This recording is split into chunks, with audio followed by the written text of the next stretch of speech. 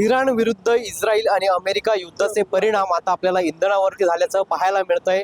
दरम्यान राज्यभरात या युद्धाचा परिणाम आपल्याला गॅसवरती झाल्याचं पाहायला मिळतंय आणि या गॅसमुळे जे व्यावसायिक गॅस आहेत त्याचबरोबर घरगुती गॅस आहेत या वापरावरती देखील कुठेतरी परिणाम झाल्याचं आपल्याला पाहायला मिळतंय।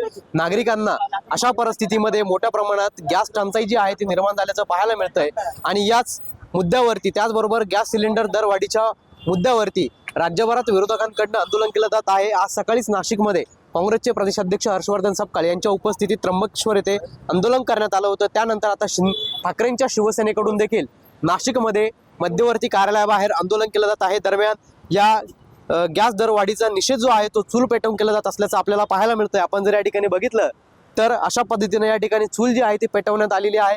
खरं तर शहरामध्ये अवघ्या काही ठिकाणी आपल्याला या चुली पाहायला मिळत असतात, मात्र गॅस टंचाईमुळे मोठ्या प्रमाणात चुली ज्या आहेत त्या शहरात पेटायला सुरुवात झालेली आहे आणि त्यामुळे कुठेतरी या ठिकाणी चूल पेटवणे गॅस दरवाढीचा आणि गॅस टंचाईचा निषेध जो आहे तो या पदाधिकाऱ्यांकडून व्यक्त केला। तर आपल्या काही पदाधिकारी आपण चूल पेटवून आंदोलन करतायत, निषेध करतायत।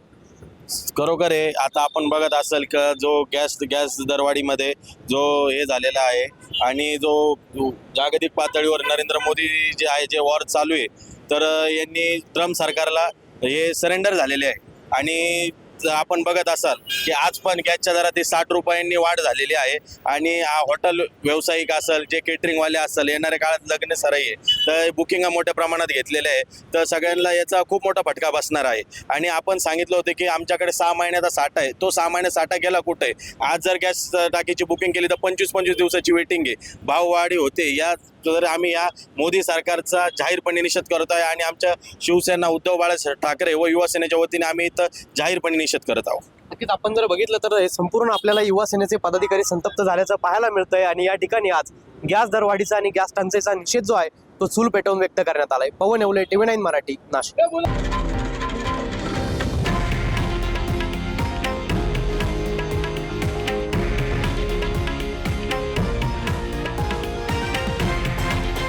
हे आहे देशातील नंबर 1 न्यूज नेटवर्क आणि आपण पाहत आहात TV9 मराठी, एकमेव।